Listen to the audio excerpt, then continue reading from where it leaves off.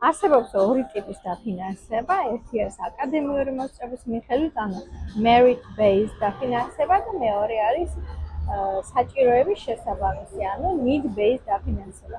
თითქმის ყველა უნივერსიტეტს ევროპაში და ამერიკაში უწევია ხოლმე რა ტიპის ფინანსური დახმარების შესაძლებლობა აქვს, მაგალითად menyu-ში გამოსვლად financial aid.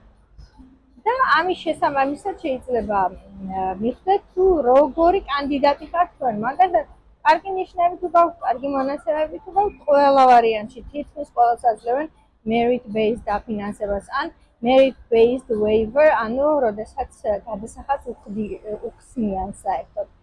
რაც შეეხება საჭიროების შესაბამის დაფინანსებას, ეს ზუსტად ჩვენისთანა ქვეყნებზე ვრცელდება, სადაც შემოსავალი საკმაოდ დაბალი არის და ასეთ ქვეყნებზე იძლევიან ხოლმე საჭიროების დაფინანსებას. ასე რომ, წინასწარ შეისწავლეთ თითოეული უნივერსიტეტი, სად რის მიღების შესაძლებლობა გაქვთ, ამის მიხედვით გადაწყვეტოთ, სად ჩააბაროთ და სად არა.